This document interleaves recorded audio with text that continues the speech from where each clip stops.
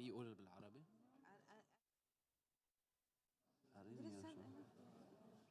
شو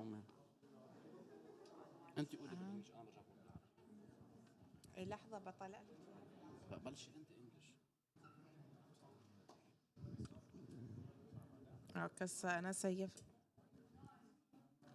Dear guests, welcome to the UAE Pavilion at COP28. We would like to bring to your attention that the following session will be broadcasted via live stream on our channels. We seek your kind support and mindfulness during the presentations. Thank you for understanding and enjoy the session. لحظة.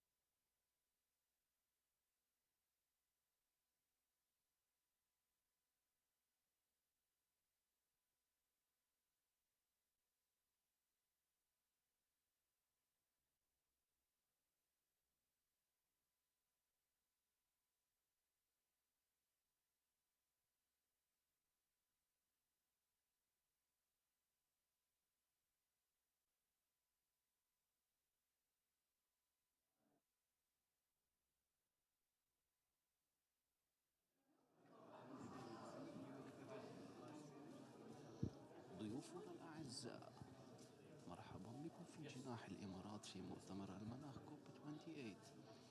أود أن نلفت انتباهكم إلى أنه سيتم بث الجلسة التالية مباشرة.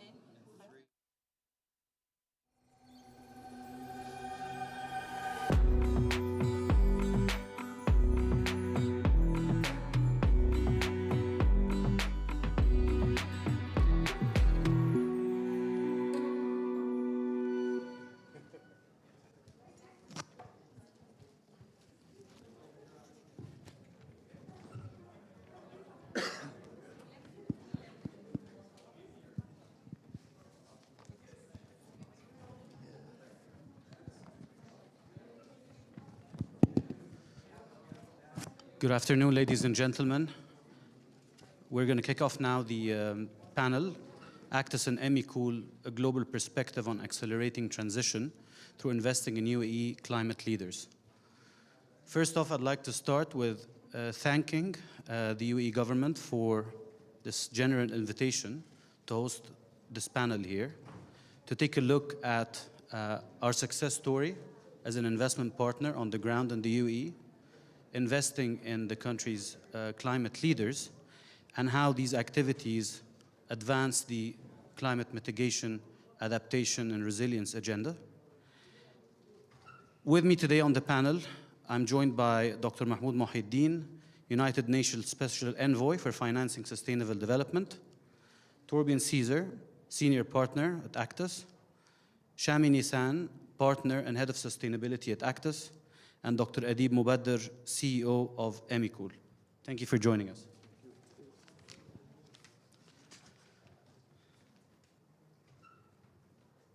Dr. Mohiuddin, if I can start with you, please. How do you see the role of global infrastructure fund managers in helping mobilize the capital that's so badly needed to win the battle against climate change?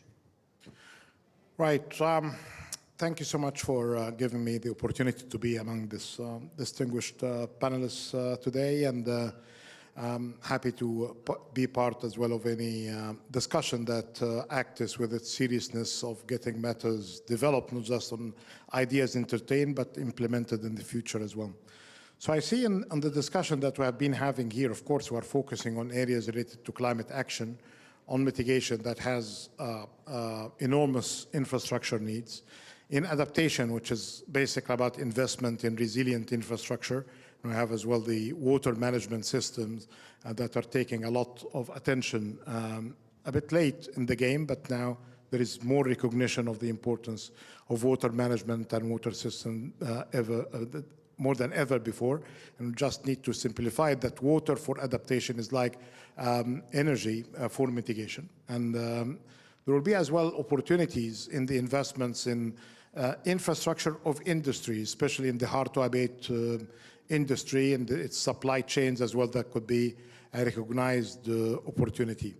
But then there is the new infrastructure that is becoming of a great interest, given that we are in the digital era. So while we're very much interested indeed to see transformation in the way that road networks, ports, seaports are developed, and of course these cities that we see growing around us, but at the same time paying attention to the investments in digital transformation with the requirements on their networks is very much important to consider.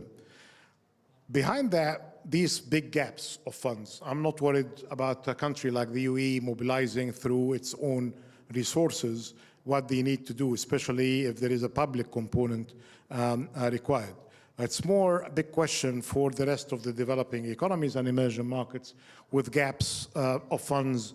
And we refer now to a couple of reports, one for the G20, developed by Professor Singh and Professor Summers, and the other one that was ahead of it in terms of assessing the gaps, the one that was developed with the contributions of Nick Stern and Vera Songwe, and a group of researchers and economists around the world. It's basically telling us that we need to do better in mobilization of funds and finance. And the gaps are requiring the following: that finance from the bilateral sources, say like concessional finance coming from DFID UK, and its likes around the world, that needs to be doubled. MDBs, the multilateral development banks, need really to have their funding multiplied by a factor of 3 or tripled.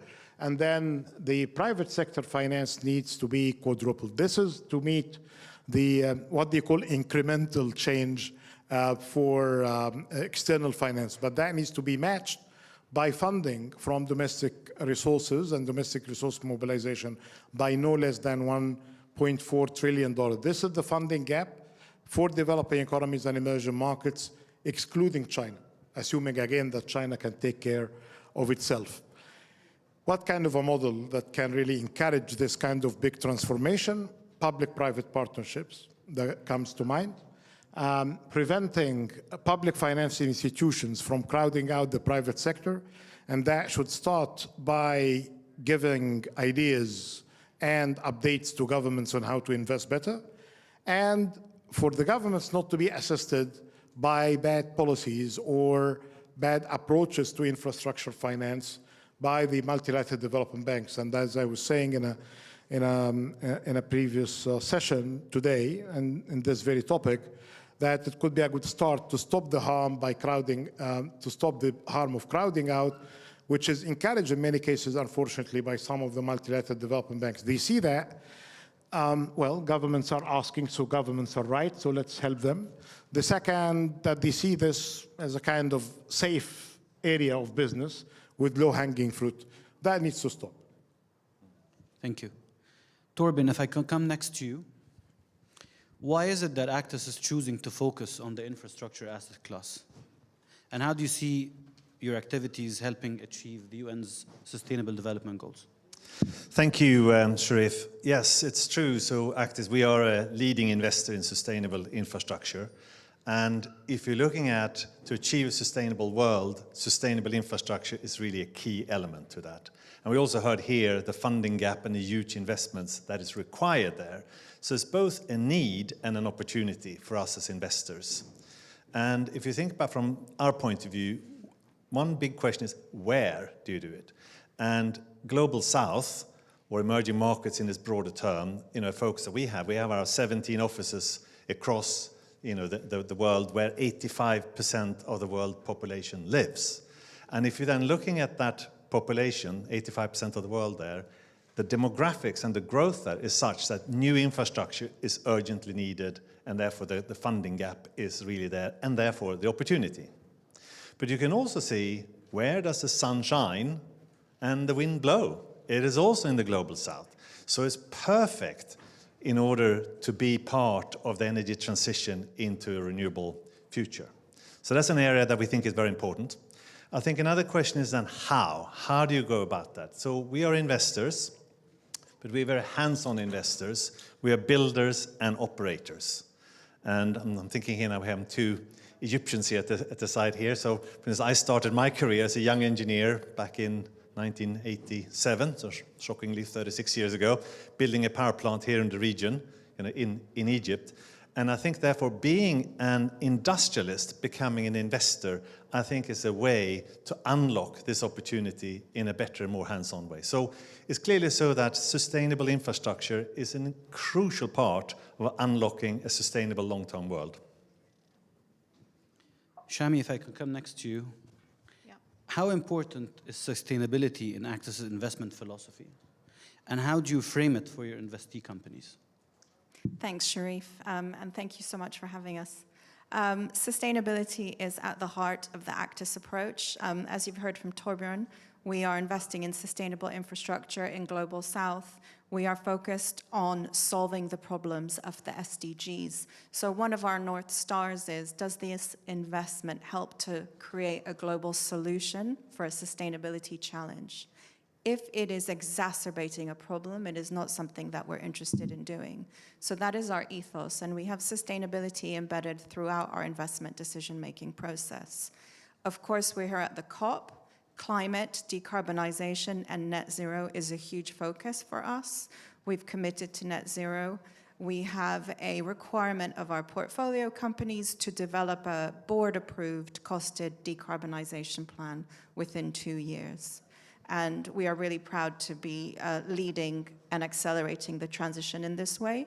But we don't only focus on climate and decarbonization. We're also very thoughtful about all the other aspects of sustainability, from worker welfare, health and safety, nature, biodiversity impacts, communities, indigenous people, ethics, governance. The whole holistic lens of sustainability is important for us. We don't want to do good in one area at the expense of another, and that is quite a nuanced kind of goal to implement. So we spend a lot of time on that to make sure we maximize positive impacts and mitigate risks. And why? And this answers the second question, Sharif. How do we frame it for our portfolio companies? It's all about value. A company that is a sustainability leader, that is resilient to climate change, that is decarbonizing to minimize risks and transition risk, that is thoughtful about how it interacts with society, community, and nature, is going to be a more competitive company, a higher quality company, a company that's going to attract the best talent, lower cost of capital, deeper license to operate. The list goes on. There are many value levers which deliver this benefit or advantage of pursuing sustainability credentials. So that's the answer to the why. On that note, Dr. Adib, EMICOOL is a leading district energy business and one that Actis has invested in. Please explain to us why district energy technology is an important component of the UAE's climate adaptation and resilience plans. Thank you, Dr. Sharif, for being with us today in Dubai. Really, the district cooling is one of the main pillars of the Dubai Energy Strategy 2030 and 2050. It is at the main core of the reduction of electricity and water across for the next 10 years, 15 years, and up to 2050. It is on the journey of the decarbonizing because, of course, if you understand the district cooling well, doesn't use the traditional air conditioning solution with the gas and the issues of the gas emissions and the issue of the high consumption. We are reducing around 33% cut down in the energy of the grid, directly from the grid. And moreover, the water sustainable is also reduced by around 28 to 30% also. In some places, if you use the TSE or the treated sewage effluent, it could reach up to the 70% reduction in the water. So all our operation is being articulated around cost saving and sustainable process. So ACITS have done the right approach, I believe, in UAE, because they believe in their investment of sustainability, optimize the operation.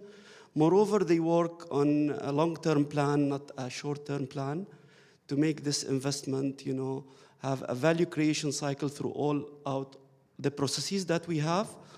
We believe also their governance structure of sustainability have added to EMICOOL as a local company that was, and now it's owned 50% by Dubai Investment and 50% by ACITS, which I believe is a strategic partnership to move this company towards improvement and towards high level of sustainability. We have plans for improvement towards reaching to the decarbonizing or reaching to net zero, which is impossible theme for district cooling unless we make major changes to the green energy coming to the plants and disconnect sometimes from the grid in order to improve the carbon emission. But EMICOOL is doing excellent. If you see, 68% of our fleet is electric-driven cars. Most of our plants on the top is, solar panels. We have a penetration of solar now around 6%. We are aiming to reach 8%, and we are looking forward 10% within 10 years. So we have a 5 and a 10 years plan. All this makes us to be on the top notch of the sustainable development within the UAE strategy and within the UAE demand side, what they are looking for. And we are aligned with this, and we are pioneer. Thank you. Thank you. Dr. Muhyiddin, if I can come back to you. Sure. You mentioned the financing gap, and Shami said that it's all about the value. The IEA predicts that 3 times more capital needs to flow into climate resilience-focused sectors between now and 2030. That's in less than 7 years from now, to be able to keep 1.5 degrees alive. It's a monumental challenge in the climate change race against time. How do you see that playing out? Is it achievable? Well, if you see the supply of funds and the assets committed since the meetings similar to these in Glasgow a couple of years ago, and the commitments by the financial sectors, asset owners, asset managers to do more in this area, and the available funds in the global system, one shouldn't really be worried because there are these resources available. There have been a very big question mark about, we have these assets, we have the commitment, but there isn't an opportunity when it comes to that famous issue of concern about bankable and investable projects as opportunities for the investors to put their money. And that got us busy, us meaning the team of the climate champions, supported by the UN regional economic system, supported by a number of the members of the GFANs, the Glasgow Finance Alliance for Net Zero, and the work by BCG, SLK, and many names in this field. Just to say, those who say that there isn't a pipeline of bankable, investable projects, we have good answers to them. Actually, we have 420 answers that they are wrong if you are assuming that there is no pipeline. And those who say that there is no money, the money in the system. So what's missing? It's basically something that had been strongly realized recently, issues related to get the supply to meet the demand with great success on having the projects where they should be funded. There is a need for catalytic support. The last mile, the last kilometer, if you are taking that scale, is basically how to get these projects prepared, the kind of method that's sometimes being assumed for granted. Those who can draft the contract, give you the legal advice, making the safeguards. And now there is some good recognition, including by the UAE. $4.5 billion have been announced for Africa to support investments in climate action. $3.5 billion is dedicated to project finance in different ways, with a good mix of loans and equity in this field. But at the same time, 1 billion had been provided for catalytic support. When His Highness Sheikh Mohammed bin Zayed announced the $30 billion of Altera, the good news is, yes, the money is there, 30 billion, but within this good amount of funds committed, $5 billion for catalytic support. So there is a great deal of realization of this absent but very important area of support. So our commitment from the GFAN side, from the Climate Champion side, is to keep building the pipeline of bankable, not just bankable, investable projects.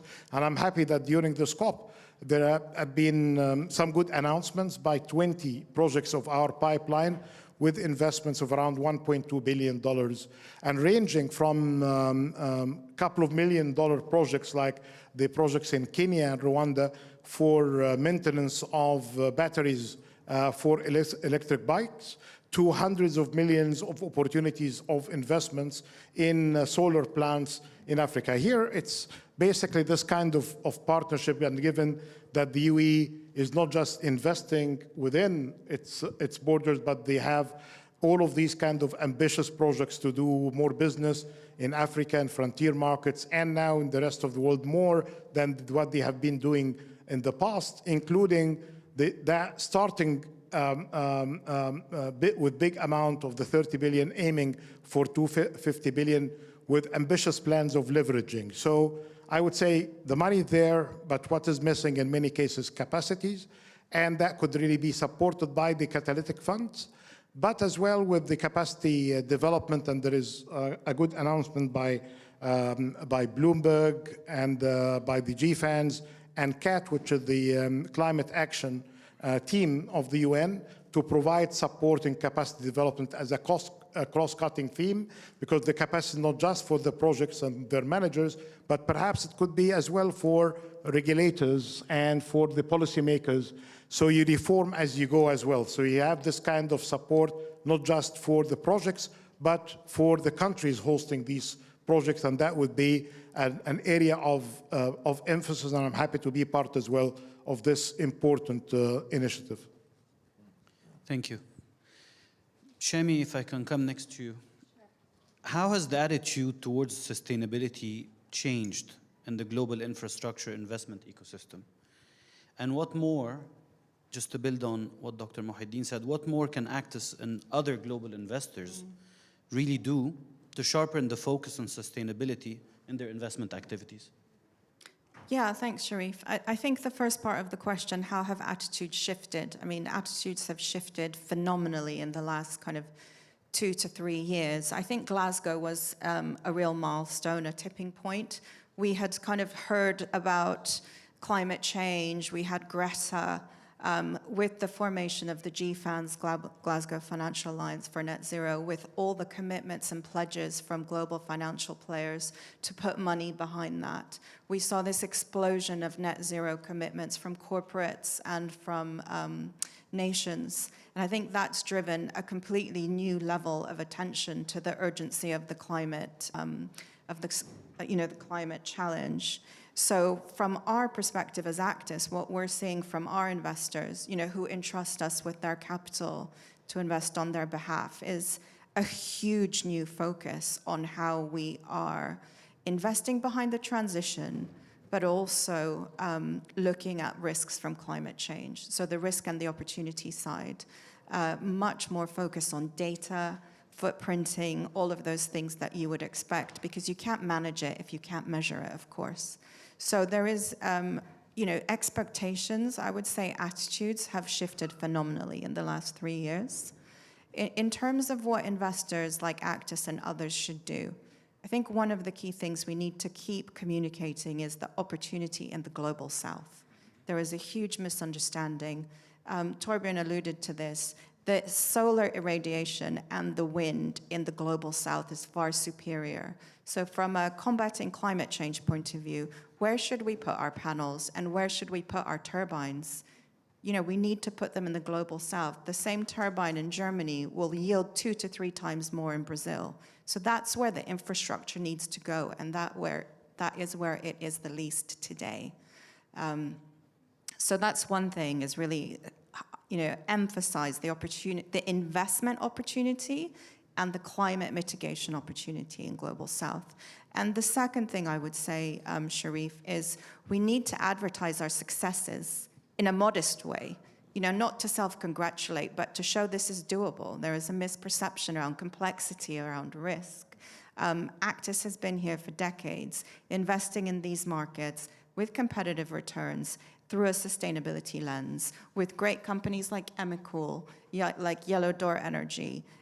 We need to find opportunities to share how we've done this so that it makes it more real for others to follow in our path.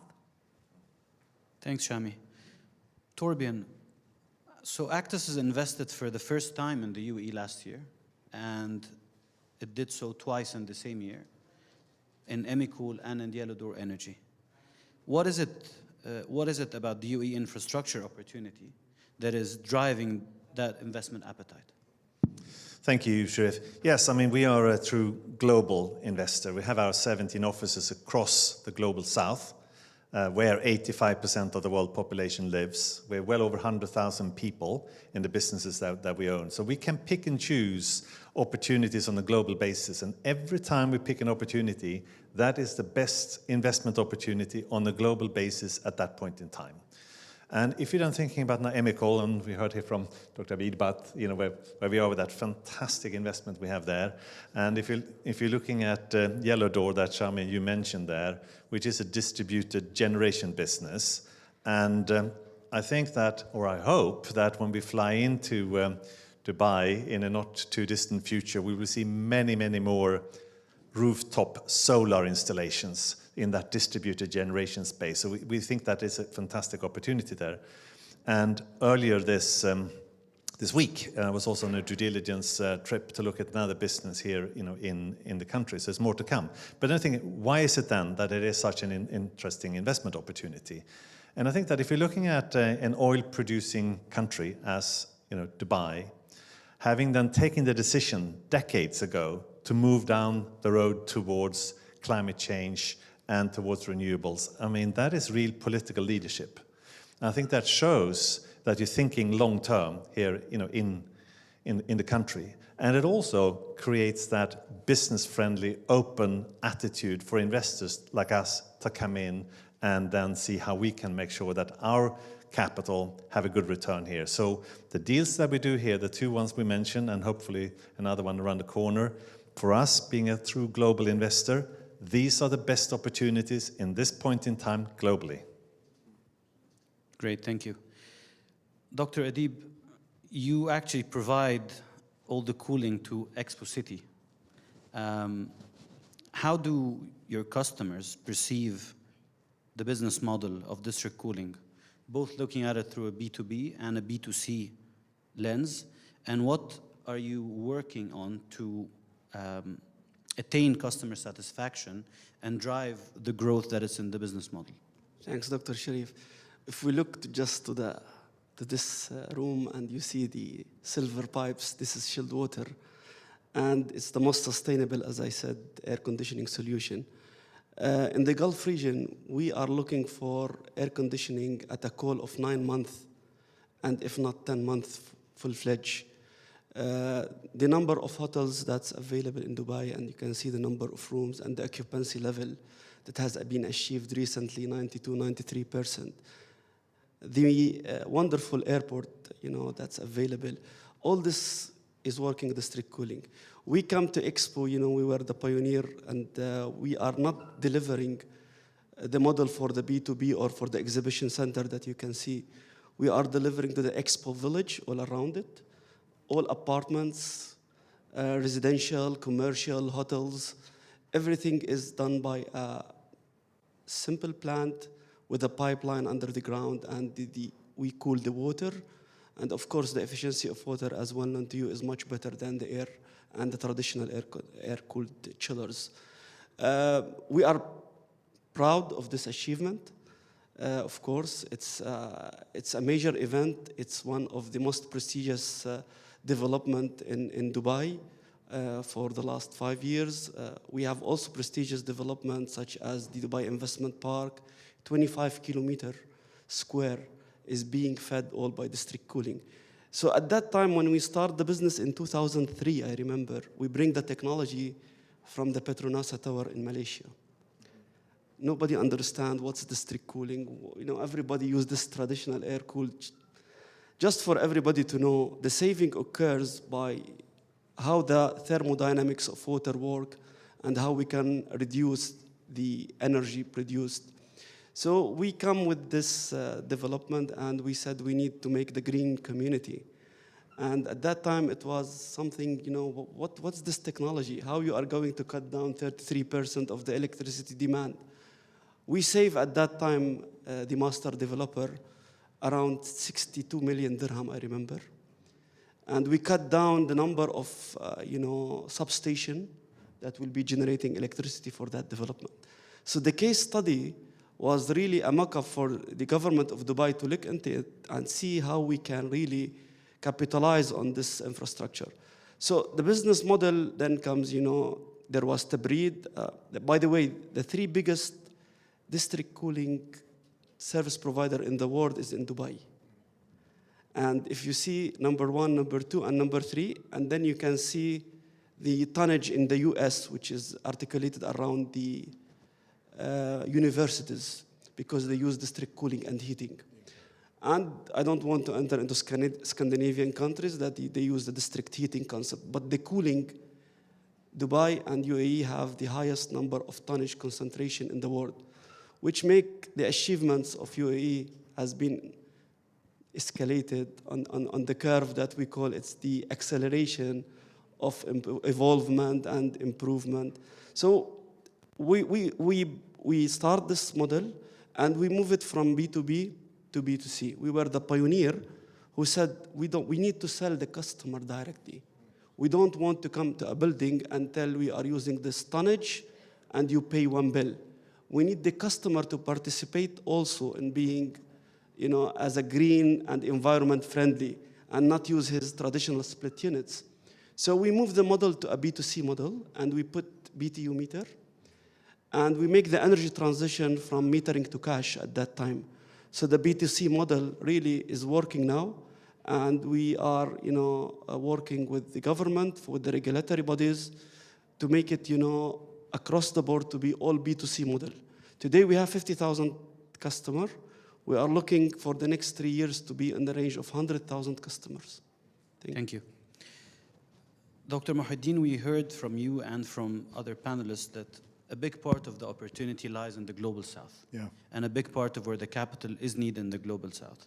On that note, the Loss and Damage Fund, which was launched in the dying minutes of COP27, has been activated with some initial capital commitments in COP28.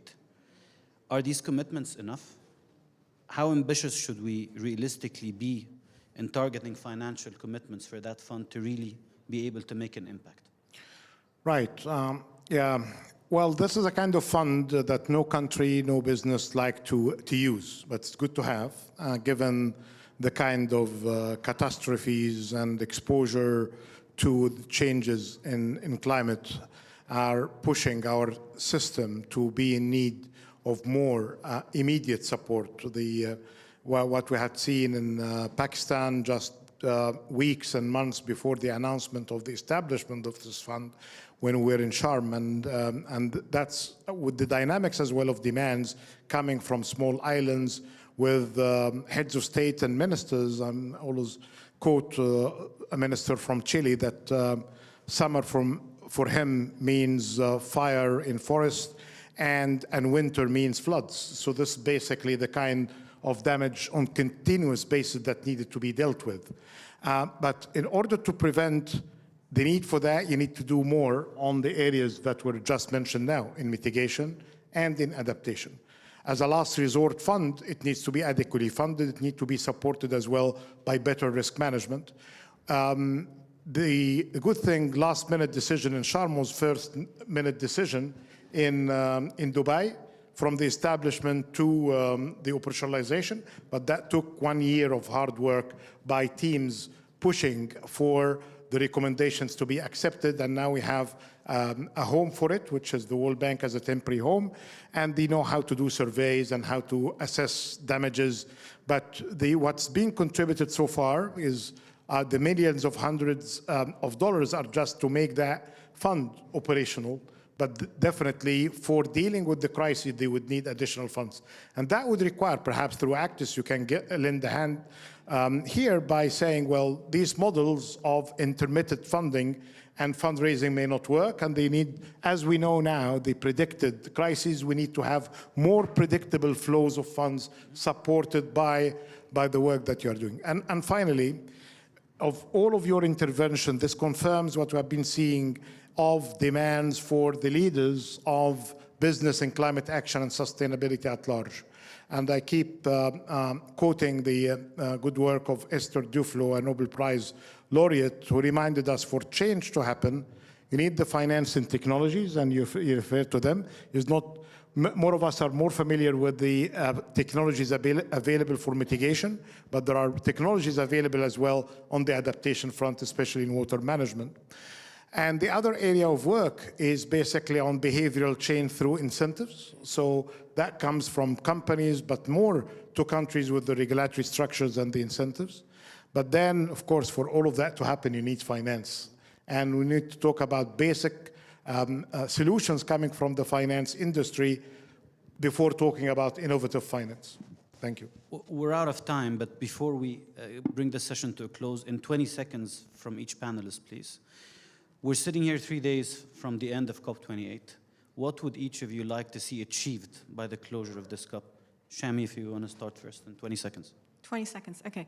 I would like to see more capital flowing to the global south to invest in transition, but in a just transition way. Don't forget the social side, the massive upskilling and reskilling of talent that is needed to unleash this transition rather than be a brake on the speed of the transition. Torbjörn? Yeah, I think that if you're looking at us as investors and business, we are ready to take pretty, steep action and bold moves into the whole climate transition. So I think the leadership from the politicians is the most important thing. Set the regulatory framework and the policy and the standards for issues like carbon trading and others, enabling, therefore, climate change to speed up. Dr. Adib? We would love to see green funds with a delta in spread, and which begin to make the business more sustainable. And because there is a cost of sustainability, you need to ensure that you are reducing the cost of funds or the cost of your finance. And I'd love to see also that there is a carbon regulation that you can sell this carbon, because last year we have reduced around 22,000 tons of CO2 in 1 year at EMICOOL. So we don't want to take a benefit immediately, but it should be in a way or another through the collaboration of the government bodies, which UAE in the right track, and they have established recently the carbon framework. Thank you, sir. Dr. Mahmoud, if I can close with you. Thank you so much. I think there was an emphasis on finance, and last year in Sharm, we emphasized the areas of concern for the global south, for finance to be insufficient, inefficient, and unfair, for reasons that we explained, the reports and the gaps report that I mentioned. But now we're talking about towards better finance, affordable, accessible, and efficient. That will not happen just by the public purse and the treasury's money, and that will require better partnership. So I hope this is the year starting after this COP, the year of finance. So the overall framework of public-private partnerships, mobilizing money from domestic and external resources need to be really activated, because we need to know more about how it works in different jurisdictions, yes, but what we need to know more is basically how to monitor the promises and the pledges for that to flow where it should. A great list of wishes. Thank you very much for my panelists. And again, thank you very much for the UAE government for this generous invitation. And thank you for the audience for joining us. Thank you, Dr. Sharif.